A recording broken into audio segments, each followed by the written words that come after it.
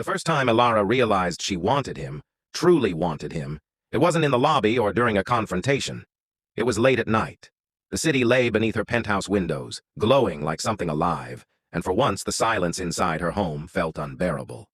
She poured herself a drink she didn't finish and found herself wondering whether he was still downstairs, standing at the door the way he always did. Spine straight, expression calm, eyes watching everything. The thought disturbed her. Wanting people was not part of her design, so she did what she always did when emotions threatened control. She tried to dominate them. The next morning she arrived earlier than usual, deliberately slow, heels echoing across marble. "Badge, ma'am." She scanned it. Their eyes met briefly. "Good morning, Cade." He nodded. "Morning." Nothing more. No warmth, no reaction. That bothered her more than resistance ever had. Over the following weeks, she tried everything that had always worked before. Longer eye contact, a softer voice, casual questions meant to open conversation. "How long have you worked here?" 2 years? Before that? Other places? Silence again.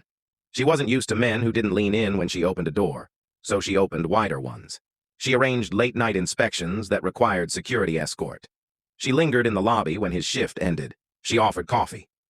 "Thank you, but no." Not rude, not cold, just firm. Each refusal landed like a quiet challenge. One night, as rain streaked down the windows, she finally asked him directly, "Do you dislike me?"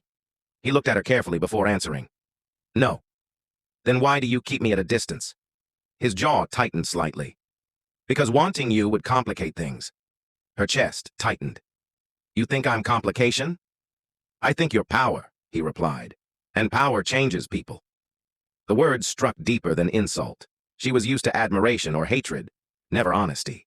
She stepped closer. "I don't use my position on people I care about." "That's not something you can promise," he said calmly. "It's something time proves." For the first time, she didn't have a response.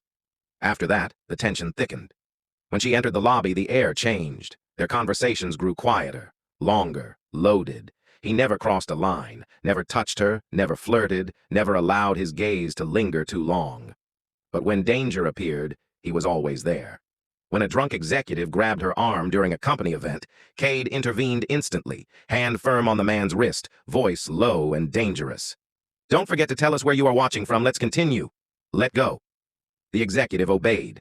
When she thanked him later, he simply said, "That's my job." "No," she replied softly. "That wasn't." He said nothing. She began to understand. He wasn't afraid of her power. He was afraid of losing himself inside it. One evening, after a brutal board meeting that left her shaking with fury, she found him in the underground corridor near the security office. "I don't want to be alone tonight," she admitted. He studied her face, the exhaustion she never allowed others to see. "You're not alone," he said gently, "but I can't be what you want." Tears burned her eyes. "I don't want control," she whispered. "I want you." He stepped back. "That's exactly why I can't." The restraint in his voice hurt more than rejection. "You could ruin me without trying," he continued, "and you wouldn't even notice." She swallowed hard. "I would never hurt you."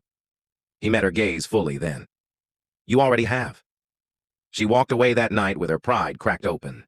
Days passed, then weeks. She stopped chasing him, stopped arranging excuses. She focused on work until she realized something frightening. She missed him, not the security guard, the man who refused her.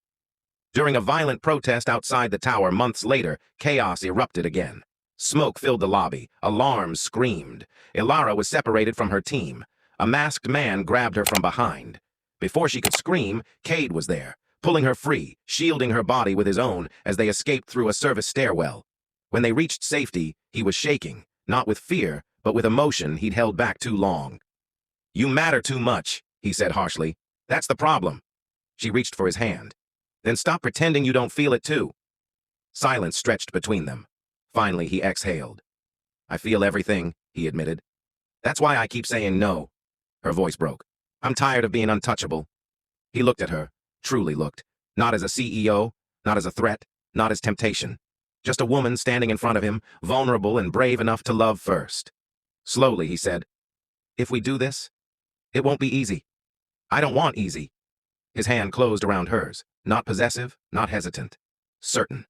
And for the first time in her life, Ilara Voss did not lead. She followed. Thanks for watching. Please subscribe for more amazing stories.